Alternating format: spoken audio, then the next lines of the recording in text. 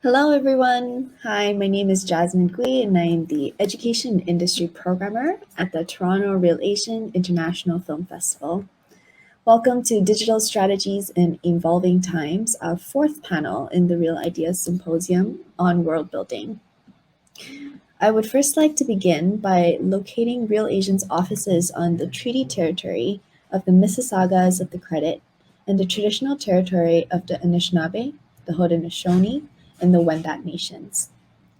This territory is covered by the Dish with One Spoon Covenant, a treaty of collective responsibility for the protection and sharing of land and resources. The offices of our festival's streaming platforms are located respectively on Takaranto in Dish with One Spoon territory, and also on the unceded territories of the Musqueam, the Squamish, and the Tsleil-Waututh on the west coast. In the space of a digital symposium, and in the light of today's panel on digital strategies, I want to recognize the way development has historically been used to steal land and displace people, and how technology in very material forms is wielded to suppress, surveil, and inflict violence on Indigenous communities. In light of this, we hope to take up critical conversations on digital tools and digital spaces to interrogate the liberatory promises of digital futures. We encourage audiences everywhere to learn and remember the histories of the lands they are settled on. Here on Turtle Island, we recognize the numerous treaty lands, agreements, and also the unceded territories, and the ongoing work of Indigenous leaders and communities fighting for reparations and justice. We honor the work and follow the lead of Indigenous organizers, creatives, and communities that continue to give us hope, language, and possibility. For today's panel, we'd like to thank the Canada Council for the Arts Digital Strategy Fund and Ontario Creates for their support of the symposium. Just a reminder that if you're joining us today live from the Watch portal and want to ask questions, to send it through the chat or the type a question box. If you are watching this from a phone, the chat will be at the bottom of the screen. So now I would like to turn the time over to the amazing Justine Abigail Yu, who's founder of Living Hyphen, and she will be introducing today's panelists. Hello, everybody. Oh, it's just me now. Thank you all for being here today in a very appropriate and relevant panel. Digital organizing and community building have been on the rise for many years now, but its growth and expansion has been really accelerated this year. We've been left with not a whole lot of choice. I mean, how many video conferencing calls have we had to plug into this year? I know that for myself, this platform that we're on today is probably the 8th tool that I've had to learn since this pandemic has started. So again, really excited to have this conversation. After all, the digital world is effectively our world right now. It's the only place our communities can safely gather to connect, to work, to play, to organize, and mobilize. And so again, I'm excited to chat with our illustrious panelists today, who will tell us more about what they've been up to in the digital space. So let me quickly introduce everyone to you. First up, I have Hannah Sung. Hannah is a journalist currently working in podcast and newsletter production and strategy. Previously, she worked at the Globe and Mail, TVO, Much Music, and was the Asper Fellow in Journalism at University of Western Ontario in 2020. We also have Kun Tudo, who organizes the Insomniac Film Festival, works in the lighting department on sets, and brings to life some really stunning installation sculptures across the city, including the Gladstone Hotel, the Gardiner Museum, and Open Space Gallery. Finally, last but not least, we have Neha Kohli. Neha? Welcome. Neha recently quit her job of being an accountant to pursue her dreams of not being an accountant, which is she's now a screenwriter, comedian, actor, post-secondary instructor, and board member of at UKAI. Neha is a graduate of Second City's Conservatory Program and is a recipient of the 2018 NBC Diversity Fellowship. So welcome to all of you. Thank you for being here today. And I'll kick off. We have a lot to talk about, so we're going to jump right into our conversation here. I wanted to ask each of you, how have you mobilized digital tools to meet new challenges, specifically during this time of pandemic? I know all of you have some pretty unique things that you've been working on. So maybe Neha, if you can kick us off with what you've been doing personally and with Ukai projects. Sure, yeah. So I'll touch on Ukai first. So I mean, there's been some new residencies that kind of have come out of this entire COVID experience for us. One of them, I know we were chatting briefly earlier about Not New Normal and the migration residency. So I'll talk a little bit about the Not New Normal. So that essentially was an emotional mapping tool. I can share the link actually once I'm done talking about it, but essentially it's a digital map of creative projects and shared emotions to kind of address the loneliness and precarity that folks were feeling in the beginning of the pandemic. So essentially you log on, you click to where you are in the map, you can leave a message at a location, you can select a color to highlight how you're feeling, and then you can kind of interact with others sort of their emotional mapping. So it's kind of a way for you to process your feelings, as well as kind of feel like you're not alone. So that's one of the projects that was happening at Ukai. And then individually, as you mentioned, I'm an actor, screenwriter, comedian. Obviously, comedy is it's just in a different place compared to earlier in the year when we can just have live shows. A lot of good things have come out of this for comedy.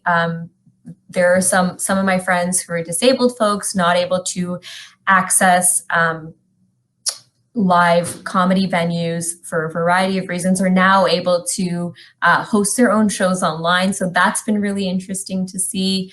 But then on the other hand, there have also been a handful of challenges as well, because I mean, if we were doing the testing of this panel, having like stable internet is now an accessibility need as well. So if folks don't have that, that becomes a barrier.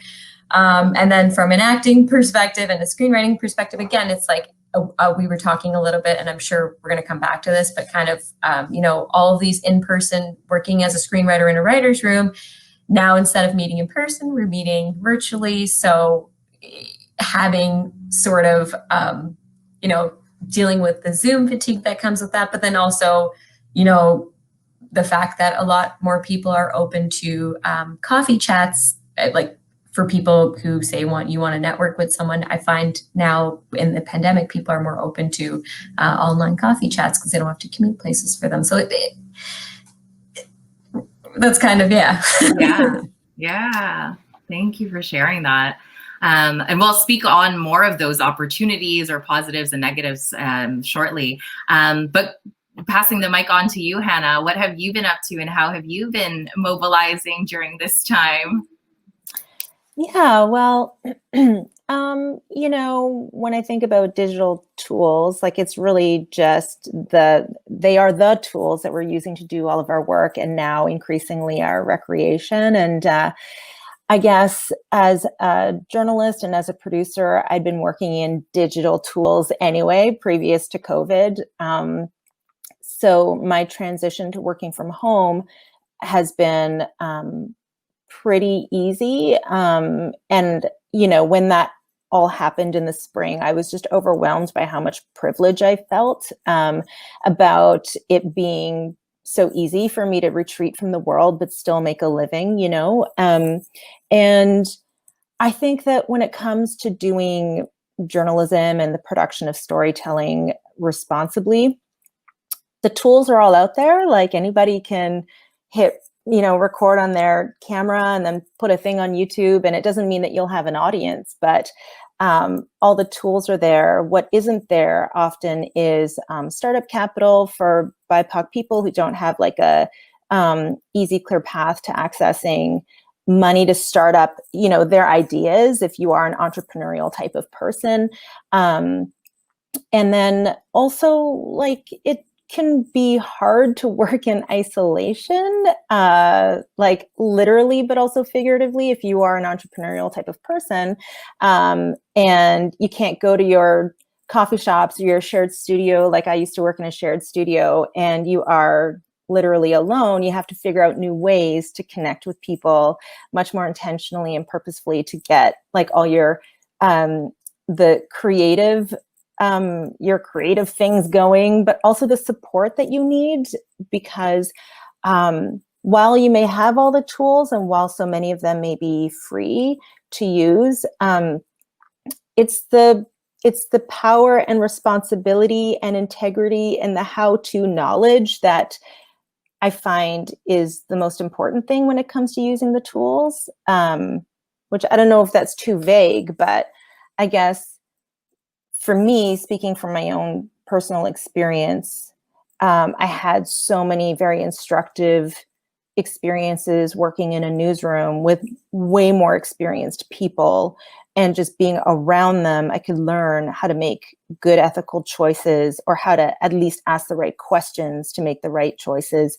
But now, I'm by myself, and we don't have to be alone, but we have to figure out new ways to work with each other. So, I always have a million Slack tabs open, and I'm grateful for Zoom and these kinds of things so that I can talk to people. But, somebody mentioned Zoom fatigue. Like I definitely feel like I live my life in this box right here, and I'm often trying to get away from it, but I'm really stuck in it because it's where we do everything now.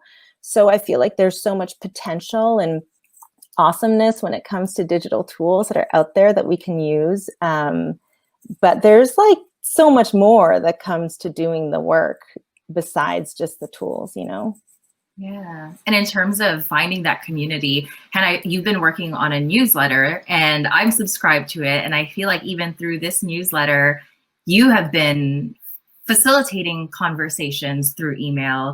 Do you want to speak a little bit about the newsletter? Yeah, thanks. It's called At the End of the Day.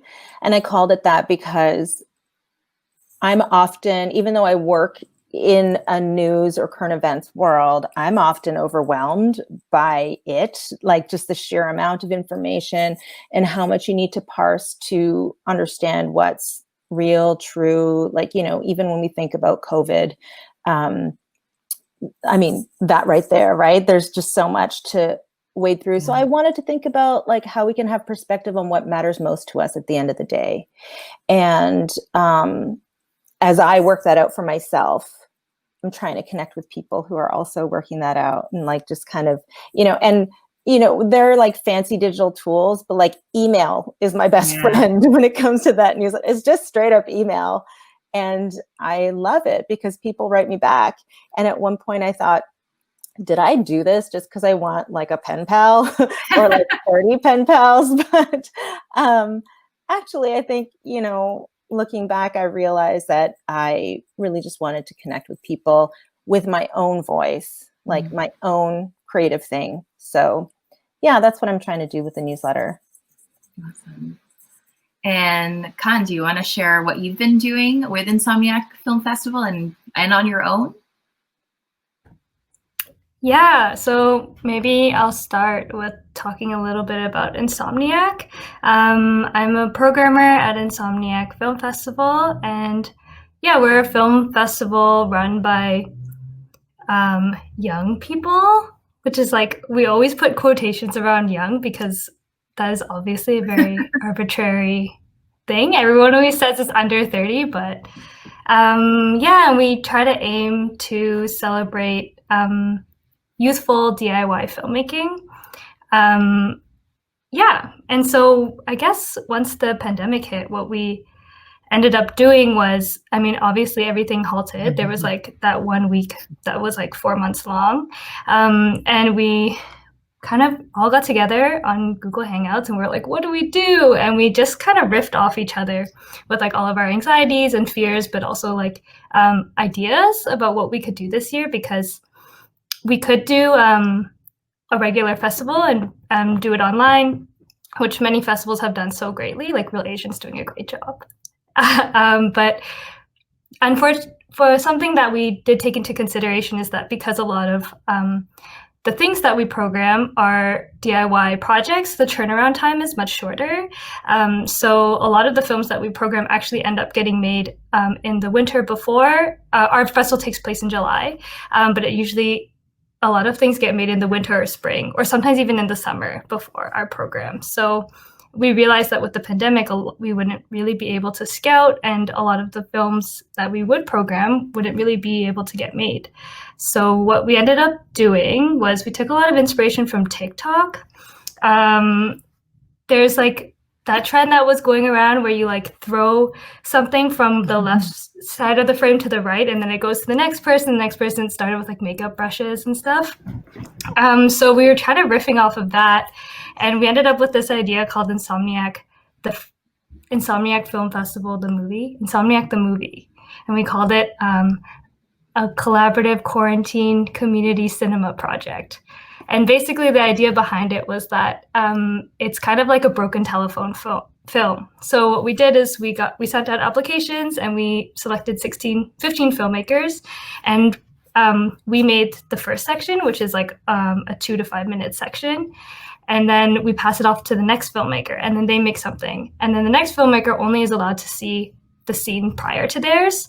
And so it kind of ends up being this like non-linear, non-narrative feature film that's like experimental and against all stories. Yeah. And so there was a lot of really interesting things, and we didn't know what to expect because you couldn't really pitch an idea. You had to feel inspired by what you saw.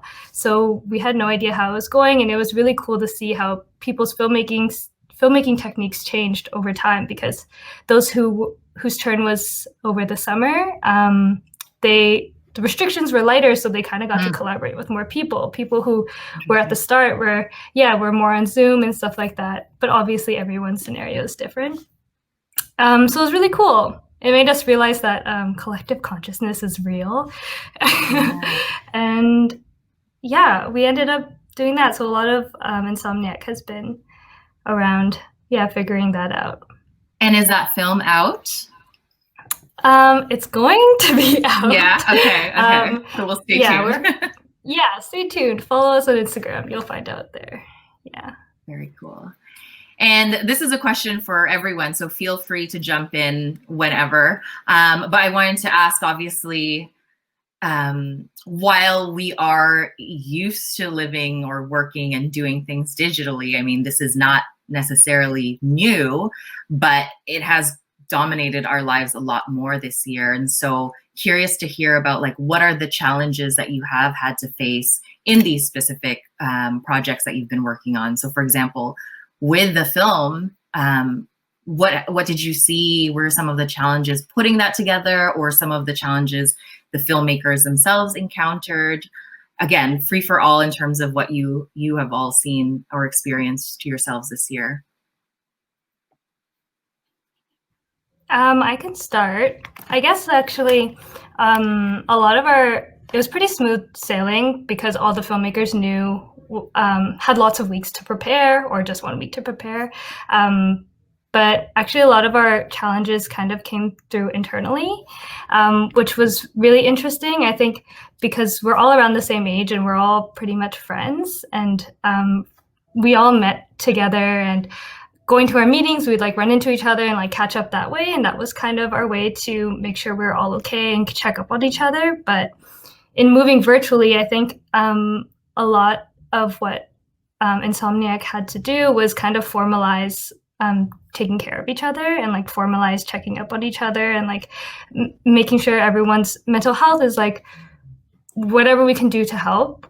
We did that. And so I think that was actually a pretty big jump. And so I guess it's not really like a thing for like external. It's more of an internal thing about like how much it was important for us to check in on each other and like formalize these like mental health practices between each other and like formalize our friendship in a weird way. Interesting. Yeah. Well, it's good to hear that you're taking that step I'm sure there are plenty of organizations or particularly businesses that are not necessarily prioritizing mental health right now, which is a huge issue. And we're seeing a lot of that burnout. We're seeing a lot of that. So that's great to hear about Insomniac. Neha or Hannah? What was the question? Was it about like the challenges of challenges you've encountered with your projects? Yeah, I mean, I would just have to echo what Khan was saying. And I love that you said it's about formalizing how you care about each other as friends. Because I would definitely say that as like during the spring, you know, I started a new project with a team that never like saw each other face to face, right? So, I mean, in real life. Now I consider this to be real life, by the way, because this is as close as we get. But what I found came out of that experience, because we were all like, I felt like I was fumbling through things every day. I was trying to figure out how to do my work remotely. I was trying to figure out how to record remotely, just all kinds of different things. But it really, like I said before, the tools are all there. So if I mess up in one path that I chose, I'm just going to go to the next and then the next and the next. Like I can troubleshoot and I can just figure things out. There are many different ways to get the same thing done. But what was really challenging was the people aspect. You know, did everybody have patience for me? Did I have it for other people? Did we understand where we were all coming from? Because I feel like there's a vibe and an energy that you can sometimes just get and give when you're people in the same room, or you just do get to see each other and like share a coffee standing in the workplace kitchen or whatever it is, you know. And with all of that stripped away, it's almost like what Khan was saying about formalizing, like you have to verbalize or in some other way, like, you know, it's the people stuff that I found very challenging, because when people are stressed out and maxed out, they don't necessarily say so. And you don't even necessarily have to talk about it together, but we still have to work together in some way. And so even though on the surface, sometimes it would be about like, oh my God, this program messed up, or I didn't know how to press that button right. Really, that was tiny compared to the knock-on effect that would have in terms of people's stress of getting things done. So I feel like I learned a lot, but it's not even like I had a problem and then a solution. It's just ongoing learning, you know? Yeah, for sure. Neha, did you want to jump in? Yeah.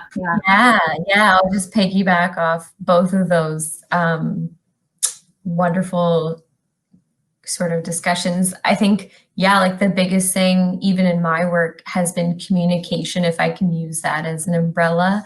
Just, you know, checking in with your teammates. And then also, you know, like I'll take my experience as a board member, you know, we would meet, say, once a quarter, and then we would be able to kind of update each other, not only on things happening like board level, organization level, but like personally as well, where we stand on like various political things that are happening in the world. And so many things have happened during this time, right? Like it's just been such a politically, economically, healthically, that's not a real word, but you know what I mean, charged time. So I felt like, we've also like had to kind of bridge those gaps strangely, but then like create sort of new pathways to do so, because like this is the new normal. And if I could add, you know, under my communication umbrella as well, from an acting perspective, you know, there's an actors union in Canada, ACTRA, and the percentage of members of that union are, let's say, not, the majority is not BIPOC. And so even from like a communication perspective, normally what would happen if we were not living in this new normal, you know, you'd go in for an audition, you'd meet the casting directors, and you'd kind of be able to like have that sort of communication, get to know them a bit. But now, because now a lot of folks are being asked to submit self-tapes and kind of send in their tapes, a lot of BIPOC folk who are already not part of this union and at a disadvantage for that reason are now trying to get to know these casting directors through self-tapes, and that kind of poses almost another barrier because we automatically don't have that, not automatically, but we don't have, you know, the advantage of being union.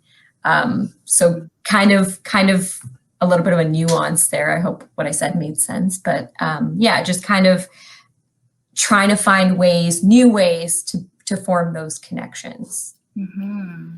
Yeah, for sure. That's interesting. I don't know too much about that world, and so it's really interesting to hear from you, Neha, about some of the challenges, especially for BIPOC folks.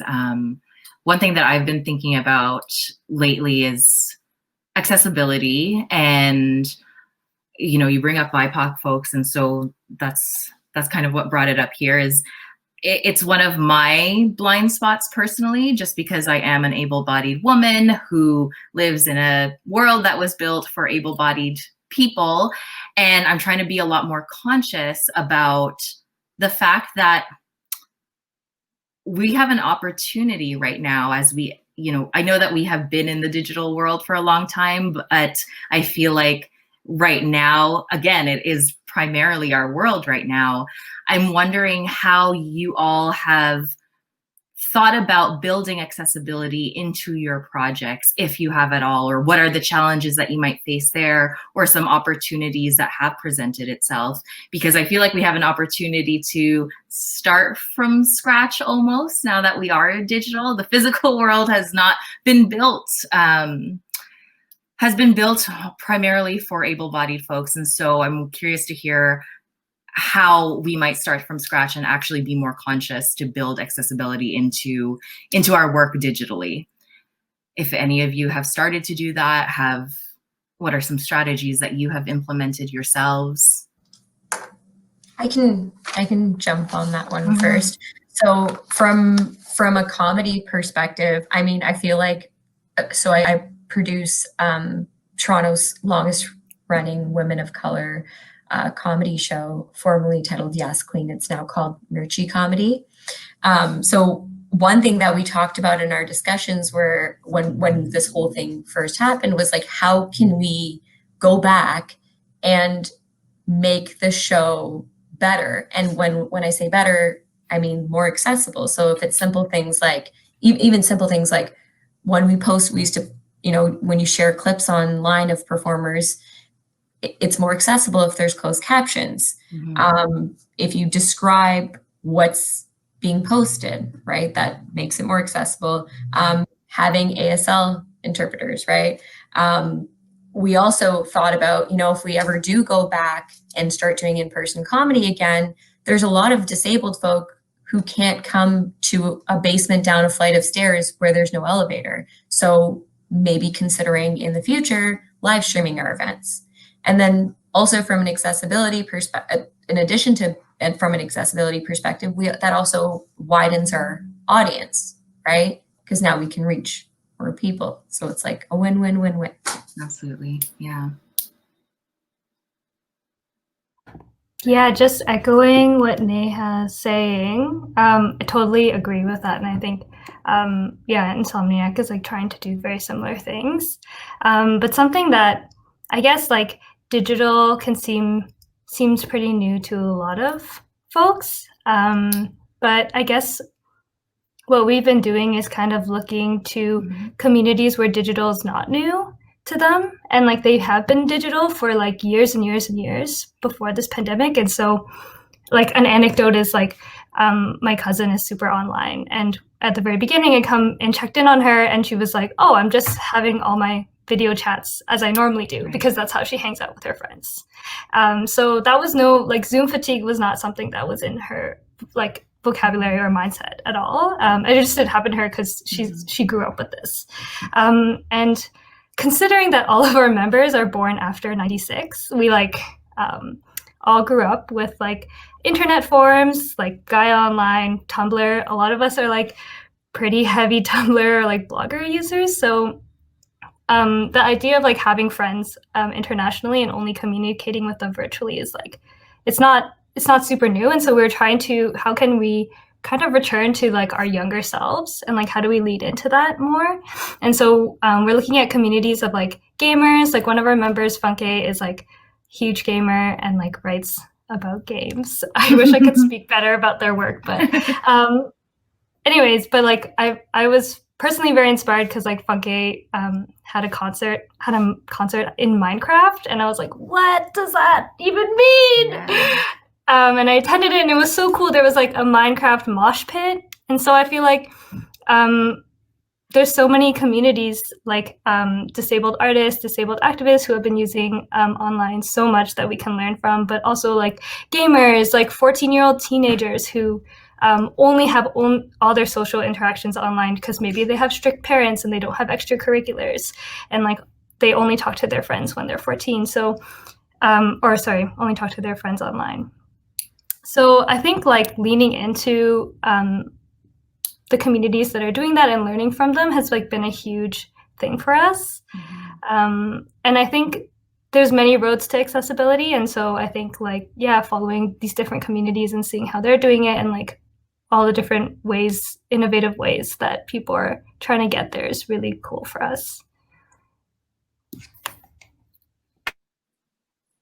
Yeah, I just want to add that as I'm listening to you guys talk, it really makes me think about how much I learn from my peers and just from being eyes open on my social media consumption and stuff like that. And how, you know, I guess there's always, or there has been recently a tension between like, the type of authority we've always kind of understood to mean expertise versus lived experience. And when you're talking about communities who have been online forever and younger communities and gaming communities, it really makes me think about that divide and how our lived experiences also for people who have accessibility issues, right? It's the lived experience that informs what would actually make better systems. It's like when, you know, you have to have your eyes open to it. You know, when I first had a baby and then I could not, like, I wasn't walking around on my own anymore. So Justine, I'm totally that person who also has the accessibilities and abilities blind spot, right? And then all of a sudden I was walking around with a baby stroller everywhere. And I was like, oh my God, half the world is cut off to me, right? And I had to, it's a little bit embarrassing actually that I didn't have enough imagination, but it's just a reality that you have to live it to a degree to understand just how limiting it is. And in a way, I wonder if COVID and our like acceleration into the digital life is hopefully kind of doing that for people in terms of, yeah, let's make things more accessible for people who don't hear or see things the way that maybe the systems have been built for us, right? Like, I think about the types of descriptions that are put under images, right? I guess those are for the programs where the software that describes images for you. I see some of the coolest people in my social media doing that on their Instagram posts, right? And I'm just learning it by seeing people doing it. And it's kind of cool because that's also how I feel about COVID and public health in general. People, I feel like, have been looking at each other out on the street, like when we first started wearing masks, or looking at each other socializing in the park, having beers on blankets instead of going to bars. Like, I feel like there's an opportunity to be learning from each other so much. And even ASL, like, one of my first thoughts when we all started to mask up was, I can't understand people anymore. I wish I knew how to sign. In fact, I wish the school system would teach my children how to sign so that at least they could, communicate better with each other now that half of our visual information is gone, and what we're saying is so muffled at times. So anyways, it's just a long ramble about how cool I think it is that if you are plugged into social media, sometimes we can just be learning from our friends. Absolutely. And this idea of imagining what our world could be is something that really excites me. I feel like, of course, there's so much tragedy and a lot of grief that comes with this pandemic, but on the flip side, there has been a lot of opportunities that I've seen personally in my own work as well. And, Khan, you talked about the Minecraft concert. My nephew, he's 18 years old, and he and his friends are also super into Minecraft. And at the beginning of COVID, one of his friends they threw her a surprise birthday party on Minecraft.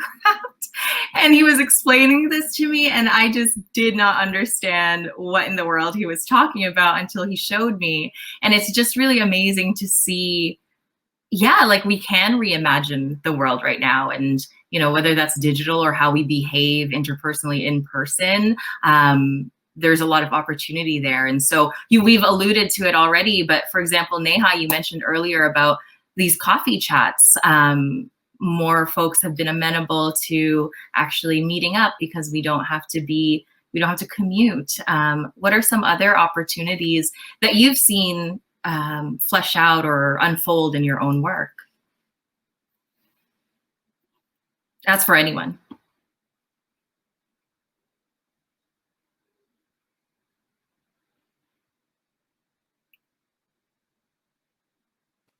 Well, I'll just jump in and say that work-wise, if you can, if you're a content creator of any sort and you have the ability to create the types of content that people need, I mean, right now there's just so much work for you if you can work from home and if you can deliver. Podcasting, for example, podcasting does not require a crew to be in person in the way that shooting a TV show requires, and every podcast producer I know is in high demand in terms of work. So there are opportunities. It makes me feel so uncomfortable to kind of even phrase it like that, because I feel that there's a real divergence of where the opportunities are, work-wise. And,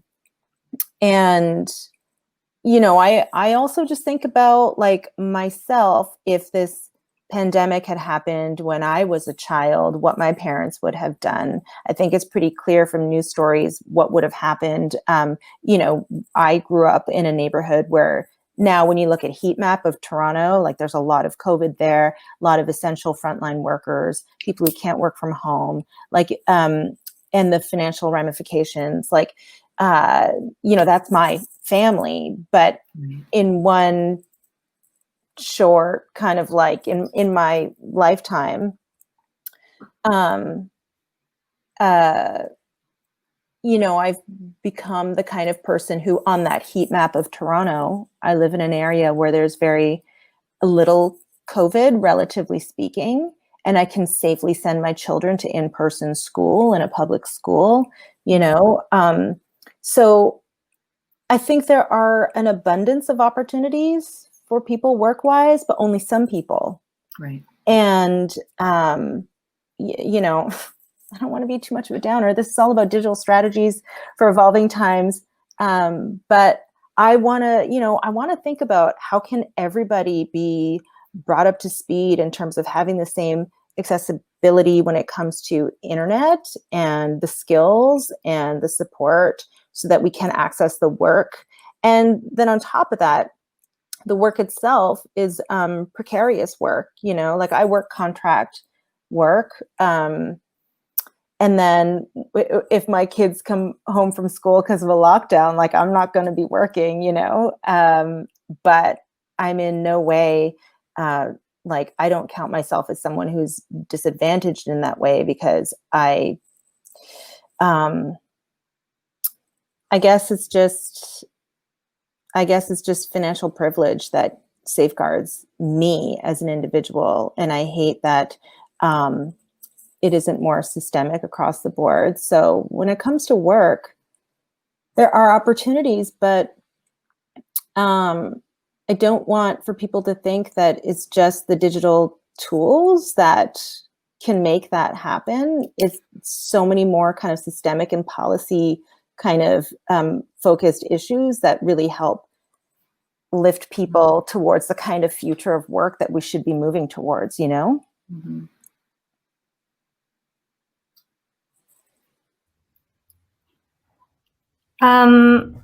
I was just kind of going off of what you're saying, Hannah. I've lately been thinking about how, I guess this is not so much of a work thing, but how projects like sustain people. In the beginning of COVID, I had read this book called How to Do Nothing, so I was all about like doing nothing. But like, I guess I've just like 180'd and I've been like, okay, I'm kind of coming to this point where I'm understanding that for a lot of people, like their art and their work and projects like keep them going for another day. And I had just done this workshop with Made in Exile, a Tibetan art group. They're amazing. And I had a conversation with them that was, they asked me to run a workshop in person, and I had a conversation about weighing risks, and to them like why it was important for them to have this workshop and for it to be in person. And I think we kind of came to a conclusion of like arts organizations to give people the opportunity to make something and tools to make something. Like if you're in that position to be able to help people to do that, I think that is that helps a lot. And it's like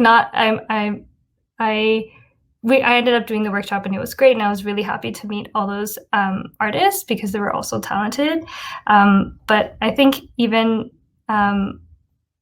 just us as Insomniac, like even though it was like just a 1 week project, I do kind of think back of like, okay, if that was me, it is like 1 week where you kind of can forget about whatever is happening in your personal life, and you can kind of hone in on a project. And there's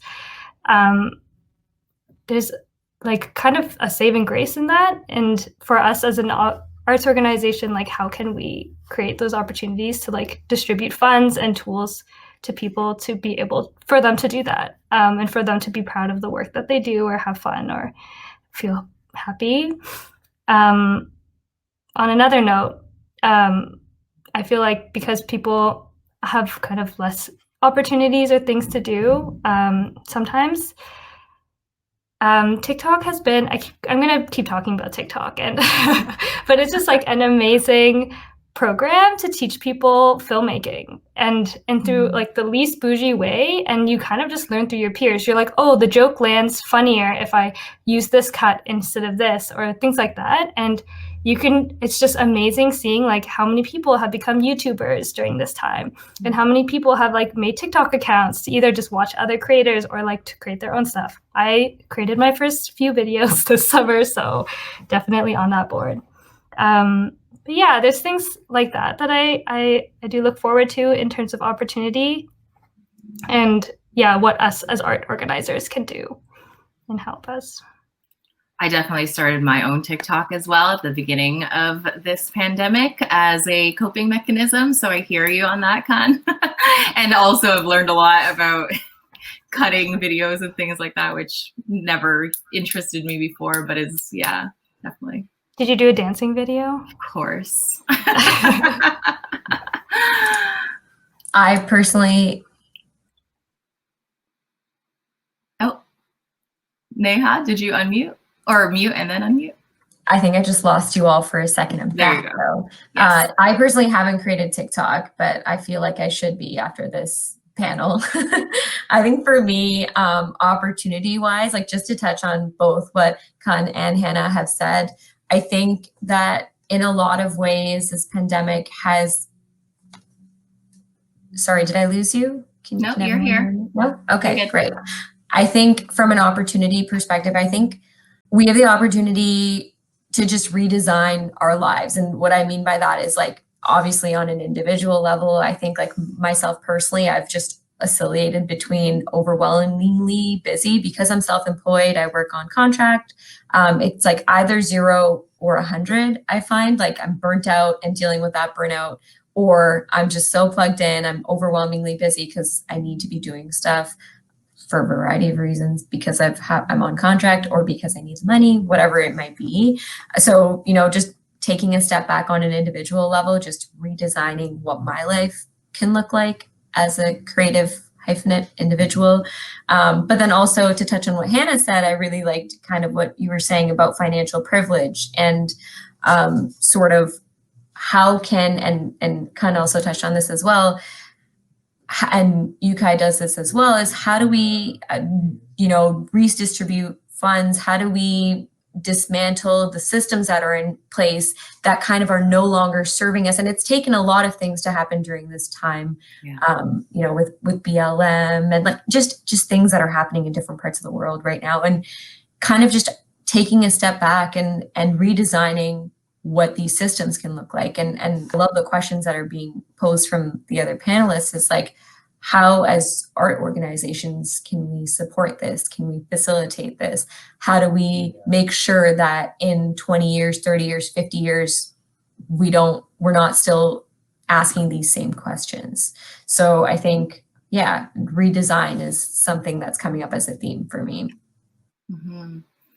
Yeah, and I'm glad to circle back to what you were saying, Hannah. I think it's really important to sit with that and to acknowledge that the financial privilege and the other privileges that we might have. Also, living in a very urban center with a lot of opportunities, not just digitally, it just feeds into digitally. I think it's so important that you brought that up, because I feel like when we talk about digital, there's often the what's the word? We often, and I think to an extent, rightfully so, praise how it has democratized communication and who gets to make what and all of these different things. And it definitely has to a certain degree, but there's definitely still a lot of barriers that exist outside of the digital world that prevent participation in the digital world. And so to come back to that and to really highlight what you were saying, Hannah, about, the systemic pieces, the policy work that still needs to be worked on to make sure that everyone can participate even in a digital world. So just wanted to thank you for bringing that up and make sure that we don't lose sight of that as well. Given all, despite all the opportunities that may be presented through digital, there's still limitations. I wanted to ask for each of you, you're all creators in different ways. What suggestions would you have for folks who are looking to turn to digital tools or who want to build them into their existing creative practice?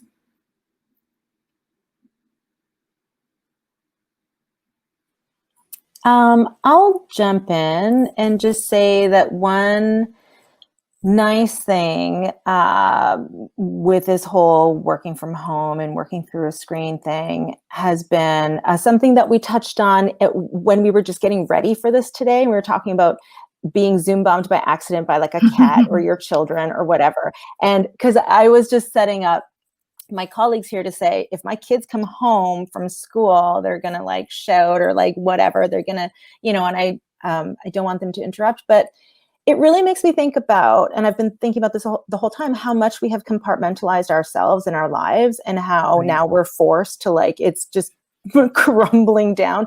And you realize that all that compartmentalization was fake. It was a way to organize ourselves and maybe make ourselves more palatable in different environments. Mm-hmm. But is it real to who we are? We are whole people who do many different things. And, one person who is inspiring me right now is called The Korean Vegan. And so I found her on Instagram and I saw a video of hers and I was like, oh my God, where's she been my whole life? So she is a lawyer, which you wouldn't know by trade. That's her day job. But then she is a vegan and she is Korean and she wanted to she loves cooking. So she kind of puts her Korean and vegan element into creating these beautiful videos where she'll create a tabletop style, like BuzzFeed Tasty style of video, and she'll talk politics the whole time. Or she'll talk about like her Korean family history, story of migration and, like immigration and starting up again in America, stuff like that, where I'm just like, oh my God, you are just you. And it's the random mix of all the things that are important to you that make you an individual that's like crammed into this 60-second video. And I love it because I've worked in more socially conservative corporate office environments, and you're not always feeling welcome to be your whole self there.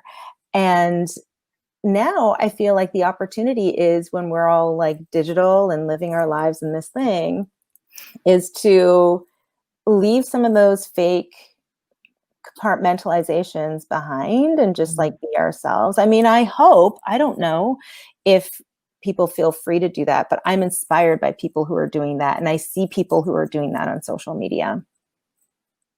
So I'd say lean into it. Love that. Yeah, I'm gonna reiterate. I'm gonna also hop in on that and say, yeah, super lean into it. We did a filmmakers screening for the Insomniac movie, where we just showed it to the participating filmmakers, and we had an after party on Habbo Hotel. And I know Rebecca Sweets also did something like that, like I think a few weeks ago, which is really cool. But it is really cool, kind of tapping into like a teen self and going full blown virtual, make your own avatar, and that's how you meet other people. Like for a lot of the filmmakers involved, they were like. We sent out a questionnaire of like, how would you want your film to be screened? And they were like, I just want to meet other filmmakers. And we're like, okay, how do we do that? And so people created their own avatar, and yeah, we like opened it up public for a second. And that was like lots of random people came in, which was funny. But yeah, it is all about like leaning into it. And yeah, again, like learning from communities who have been doing it. I think on a personal note, for me, is kind of the two extremes of internet users, which are like teens, and then also like how elderly folks are using the internet right now. I think there's like a stereotype that people are feeling like they aren't using it at all and they're being totally left behind. And I think that is true for a lot of elderly folks.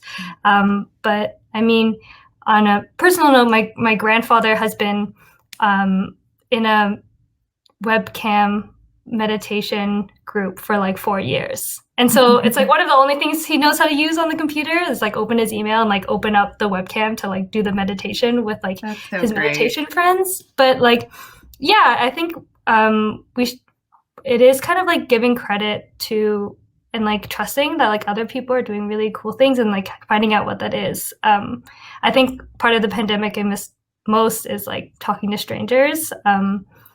And I did get to do a little bit of that, but I ended up randomly talking to like this elderly woman at a park, and she lives in a retirement home, and she was saying how like, yeah, all her bridge games got moved online, and so now she's getting into gaming. So like online gaming. So like it is, I think I like learn a lot from that and like think about like, okay, how are other communities using this, and like how are they scheduling their life around that? And I think it's pretty inspiring to see for me. Neha, any last suggestions? Yeah, this question was about like kind of like advice or things. Yeah, that for we've been those seeing, who want to right? get, yeah, exactly. Yeah. So I would say, I think like firstly, one thing that I've been sitting with for the past couple of weeks is kind of, first of all, taking care of yourself. So like we are in the internet age, obviously, and like we're bombarded, especially now more than ever. I know Hannah spoke about this briefly, with just so much information, and you have to like sift through and find what's the good information, or like what do you need to move forward, or what do you need to learn about.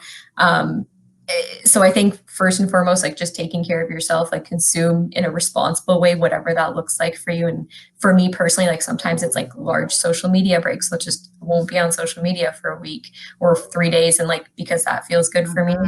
And I really resonated with what Hannah spoke about. I believe you said the Korean vegan, is that her name? Yeah. So yeah, that's so interesting to me because it's like, I also find myself connecting with people who are just being more real rather than just like more of like a manufactured, like I am an accountant and a comedian and it's like, you know what I mean? I'm a multi-hyphenate person. And when I see people who are talking about, you know, family, politics, and also teaching me how to make vegan Korean food, that's amazing.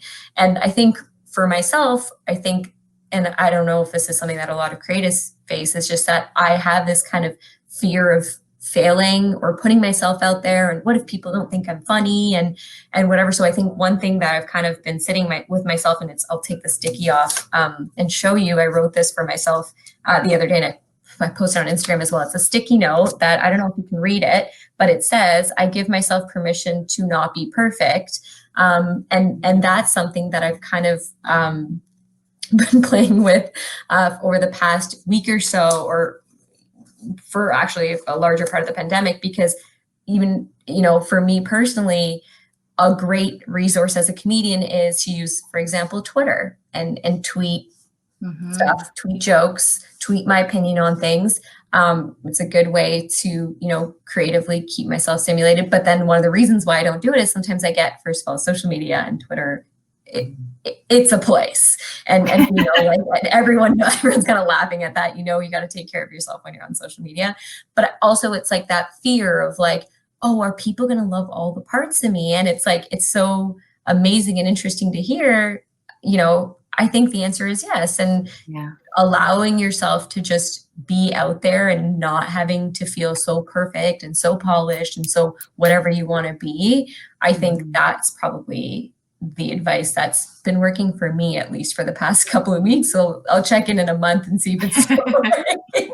But for now, that's all great. I think you guys are all dead on with that as well. I've been working in social media for the last 10 years, and I just know that every like social media training session you go to, the number one tip is to be authentic. And it's something that everyone always says, to the point that it's like kind of cringy to hear and so cliche to hear, but I feel like right now it's actually coming true, because as Hannah, you're saying, all of our lives, all of our worlds, different compartments are actually collapsing into each other right now. And so, you know, I hope too that is something that we take from this experience, and is to be able to see each other as more whole and nuanced and complex beings.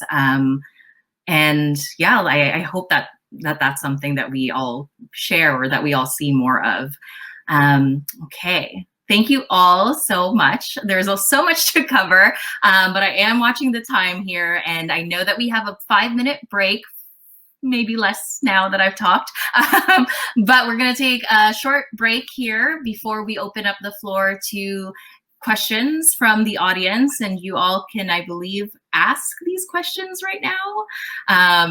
So we'll be right back and see you soon. And we're back. Okay.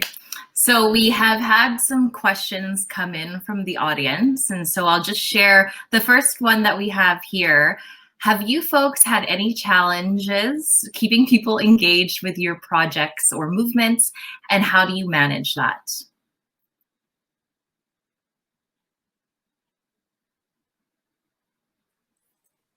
Any challenges with engagement?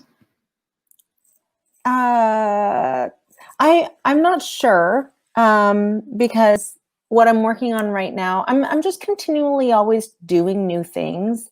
So the projects that I'm working on right now are basically new since COVID started.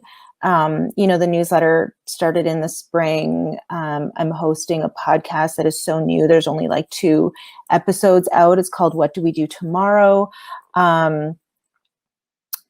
So when it comes to the challenge of engagement, like for for my own projects, a lot of it is just like the challenge of getting something started up and connecting with an audience in the first place. And I think that, you know, if I had the luxury of something that was much more longer running, I think the challenge is always there, and you just always have to stay on your toes and remember that if you make a podcast, for example, you're not even competing against other podcasts. You're competing with someone's just time. Time is ticking. And does the person want to listen to your show, or do they want to have a phone call with someone else? You can only do one listening thing at a time, you know? So the way that I talk myself off a ledge when it comes to that stuff is that I think about who my audience is to serve in the first place. And it doesn't have to be a massive audience. You know, maybe my target audience is actually niche and smaller. And I just think about how to best serve them.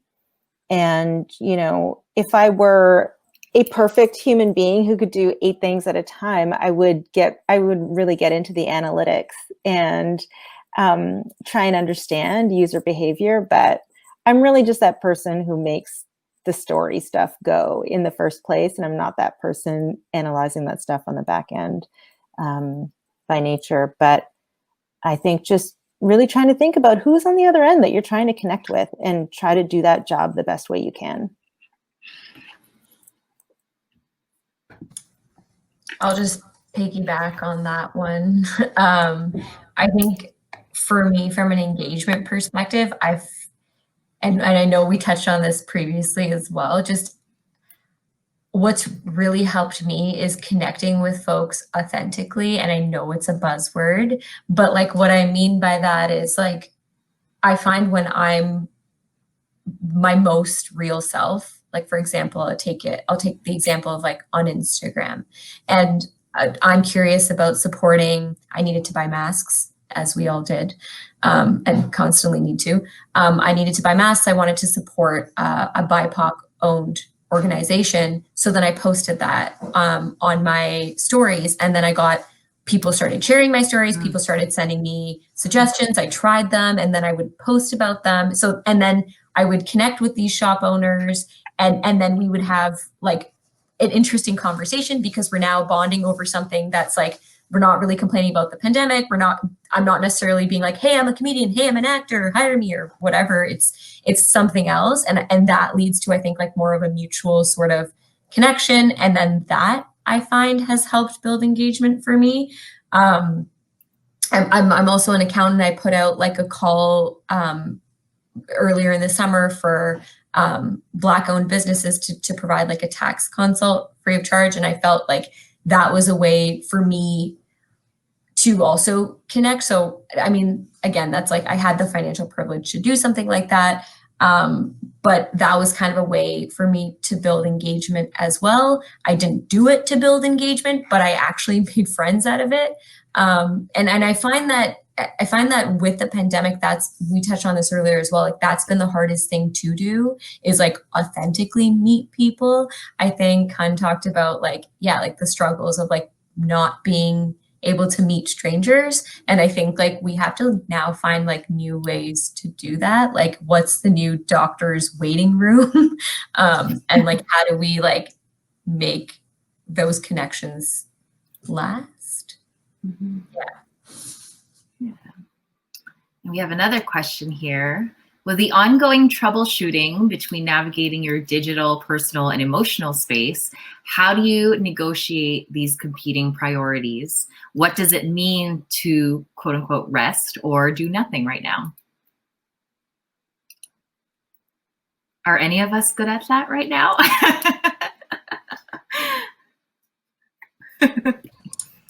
I think I want to be better at it than I am. Sorry, go ahead. Oh, no, go ahead. No, I'm going. Well, I think about, I guess I used to think about my time as like a currency, and I guess I still kind of do, of just like what has most value into me putting it in. But I think the COVID has kind of shifted that, and it's like, what does my soul desire most right now? And like, of course, there's things like work where you can't really like choose, and that's fine. Like that's for survival. But and I guess that's a different mindset. But right now, I'm really into watching this volleyball anime called Haiku. Haiku, yeah. It's so good, and it just turns my brain off, but gets me very emotional. And so, in times where I'm like really numbed out from working so much, like anime just gets me going, and I just use that as my motivating thing.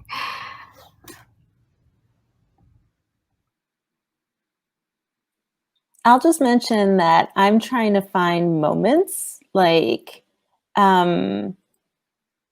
there, it's just a different way of thinking about time as well, and how restorative just a couple of moments can be if they're the right thing and if I'm really present and noticing. So, I used to think about dropping off my kids at school and then picking them up as a thing that needs to get done so that these little people can be moved from point A to point B.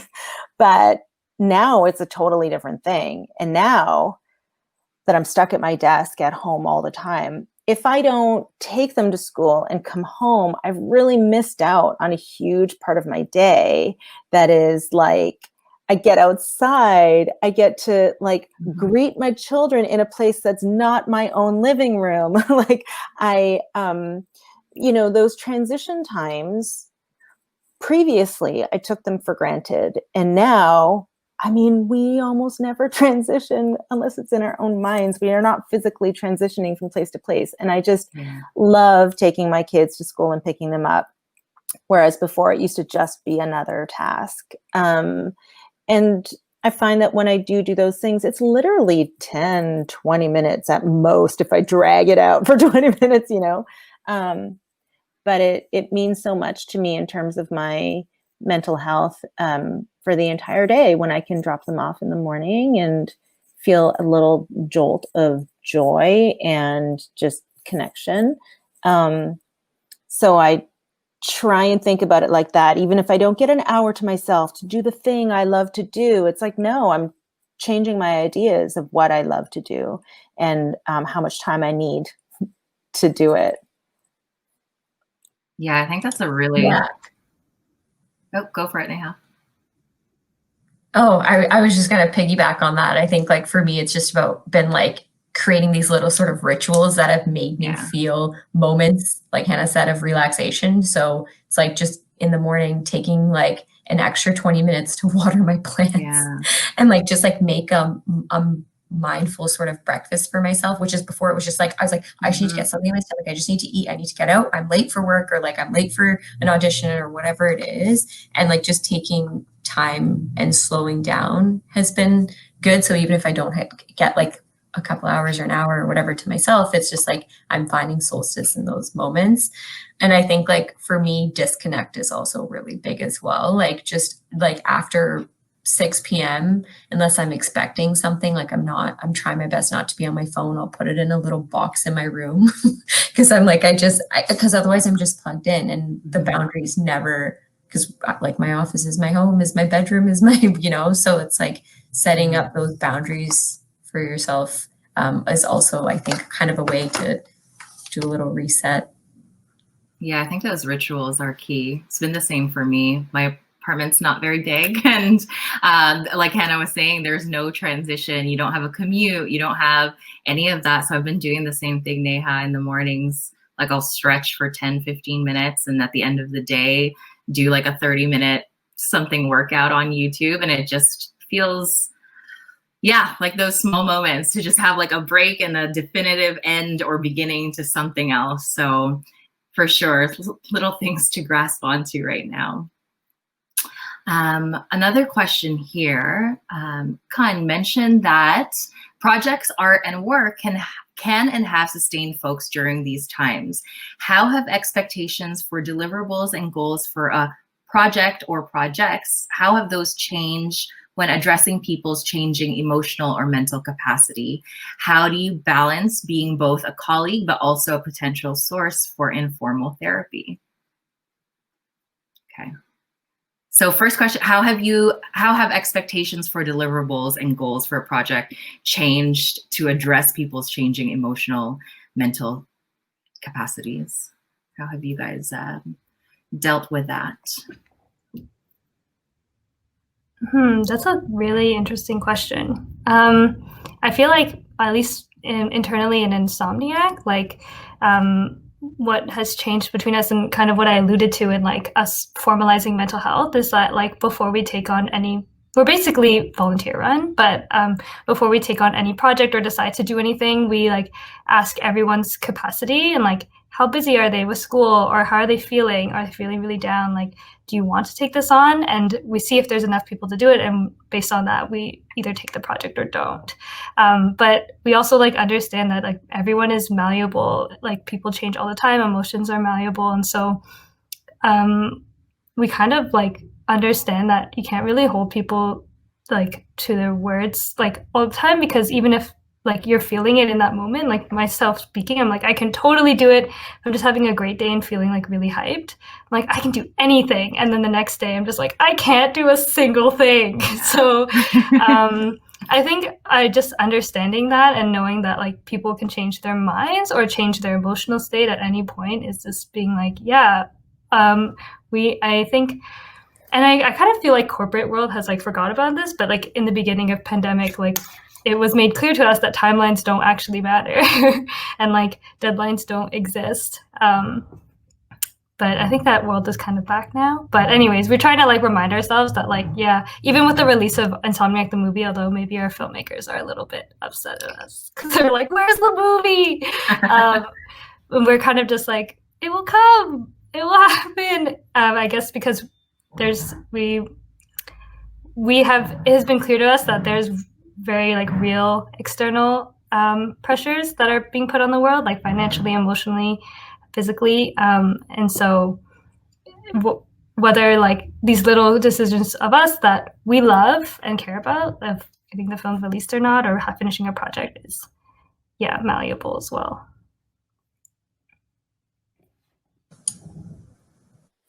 So I'll say that a lot of my work is in that corporate world that Kun was just talking about. Like, my newsletter is my own thing.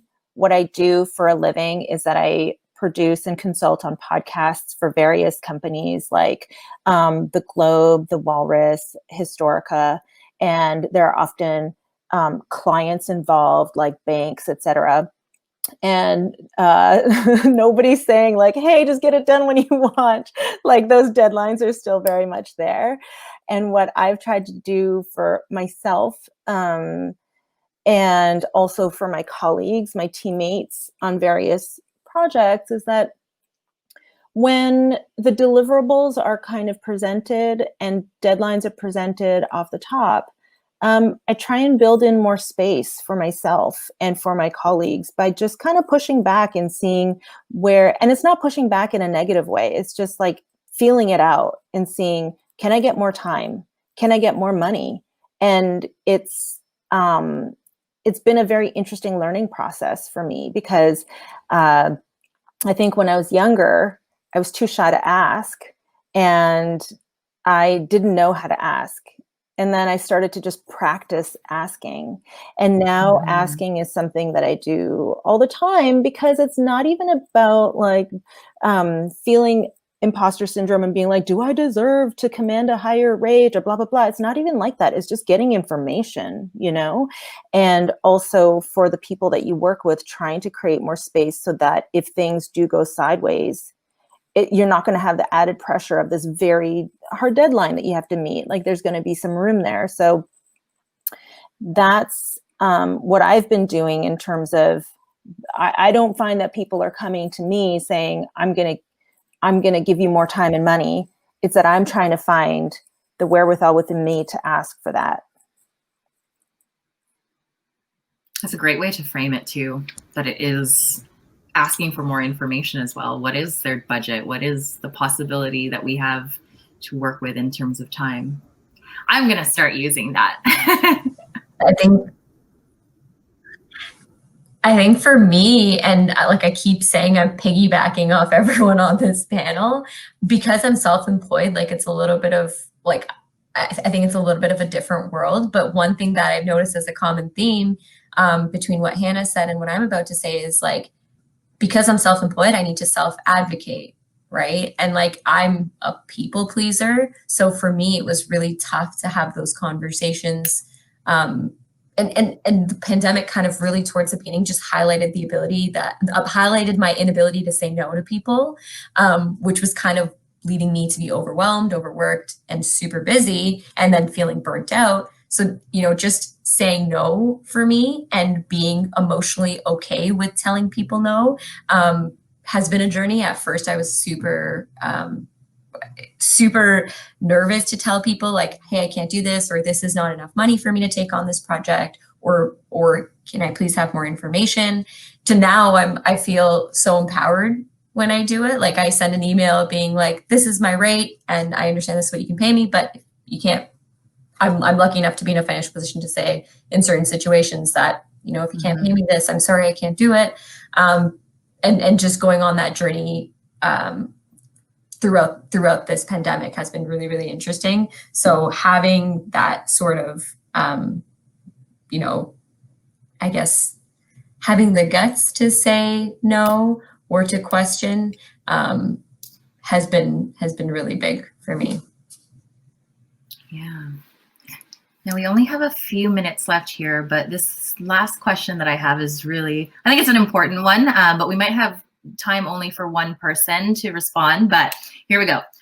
There are real constraints in the spaces of creation we operate in. How has ideating, filming, creating in the same bedroom, office, or workspace changed your relationship to storytelling?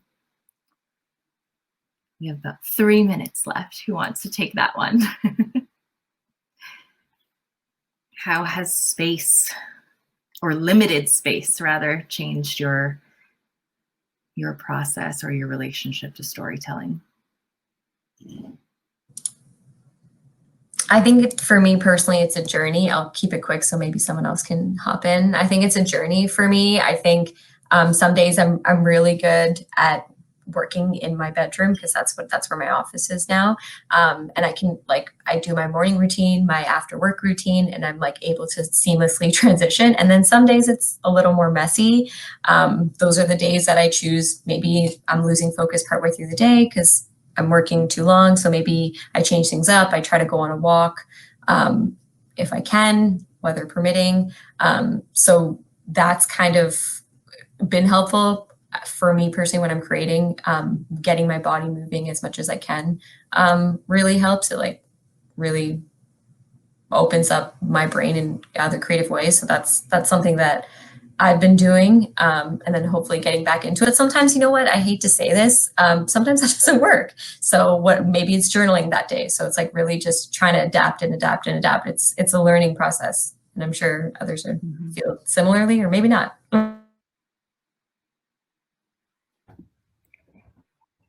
Yeah, I guess on a personal level, I mean, I do cinematography and sometimes a little bit of filmmaking, and I definitely have gotten more of an interest of what the computer does, computer filmmaking. An example that I really liked at Relation was the short film I Bought a Time Machine, which mostly takes place on this person's laptop. And there's I will go down YouTube holes of filmmakers who do that, who make films with Sims characters and stuff like that. And so I'm pretty interested into that integrated digital world. I feel like that has shifted. I hope it stays, or I hope maybe it contributes to my physical installation practice in some way. But definitely the smaller constraints, I'm just digging into deeper. It's where can I see further? And kind of like the laptop screen, it gives the illusion that there's more things behind there. So I definitely am using that as my playground space more. And Hannah, how about you? I'll just quickly add that, for podcasting and for writing, it's not super difficult as long as I do have like my actual own space in which I can work, which sometimes is a challenge with my family. But it's nice to be reminded of what gives me energy, which is that I'm an extrovert and I love talking to people. And that remains the same, whether it's via Zoom, and more, I really try and talk to people on the phone whenever I can. Yeah, I think that regardless of your space, if you can figure out what feeds you creatively and try and do it, like I know that some people don't get a lot of energy from talking to people, more introverted types. And maybe, I've heard of people doing Zooms where it's just on, you don't have to be talking, but you're in the presence of somebody else. But I feel lucky that for me, it's the conversations that really feed me. And then other days, like I'm just not that creative. It's a day that's like bleh, but I do need to get out and I do need to move, Neha, as you were saying. And if I don't, those days are really bad. Thank you all. So we are coming to the end of our time here, but I did want to thank all of you for sharing such insightful wisdom, especially right now when I think we all need it, as we're all navigating very uncharted territories. So Neha, Khan, and Hannah, thank you so much for taking the time and for Real Asian to be hosting a discussion like this. And thank you to all of those of you who are in the audience and who asked such thoughtful questions. Really appreciate it. We are still navigating and we'll still be learning a lot about how to evolve with these evolving times. And so I'll wrap up and call Jasmine back into our room here. Magic. Hello. Hi. Thank you all for your time. Such an interesting conversation.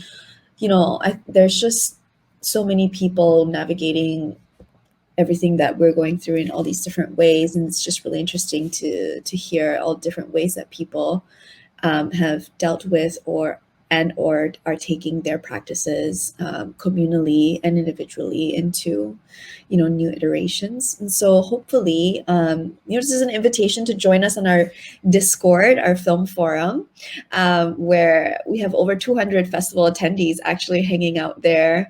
Also a digital pivot for our festival, thinking about how to build community space and have community conversation, despite this entire festival being a digital one this year. So for audience members who aren't on the Discord yet, I believe our mod will drop a link.